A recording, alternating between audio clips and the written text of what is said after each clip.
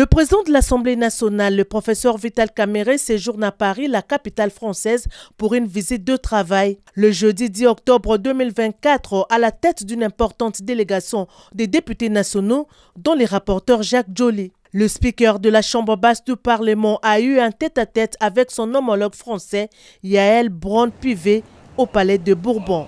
Plusieurs questions ont été au centre de leur entretien, notamment des questions liées à la vision stratégique commune, au partenariat rénové dans les domaines économiques entre les deux pays, à la nécessité d'une intervention humanitaire française au profit de la population meurtrie des Nord Kivu et des Lituri, ainsi que la réhabilitation des relations parlementaires et la constitution des groupes d'amitié et de travail entre les deux parlements. Tour à tour entendu le mot de bienvenue de Madame la Présidente qui a situé cette rencontre et qui a souhaité que les relations entre la République démocratique du Congo et puis particulièrement ces deux parlements s'approfondissent dans les cadres de la diplomatie parlementaire et que le Parlement français est en train de se structurer.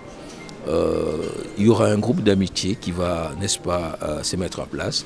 Mais surtout, elle a renouvelé l'invitation du Parlement français au Parlement congolais pour assister au sommet parlementaire de la francophonie qui aura lieu au mois de juillet de l'année prochaine. Le fond de notre séance de travail a tourné d'abord sur la nécessité de construire un partenariat stratégique entre la France et la République démocratique du Congo. Pour le président de l'Assemblée nationale, le peuple congolais ne sent pas suffisamment l'appui de la France pour un pays le plus important de la francophonie.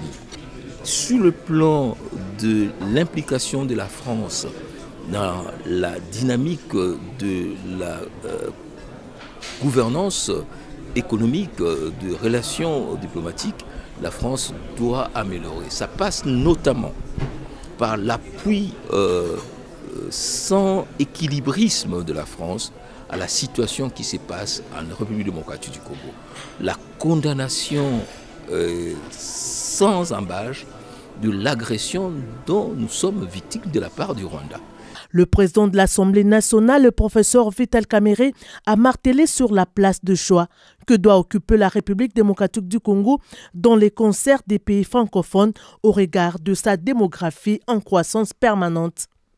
Pour le président Vital Kamerhe, cette place exige une considération particulière de la France. Ainsi, il a suggéré que la partie française puisse s'impliquer dans la recherche de la paix dans la sous-région des Grands Lacs, en prenant en compte que c'est la République démocratique du Congo qui est le pays agressé et le Rwanda le pays agresseur.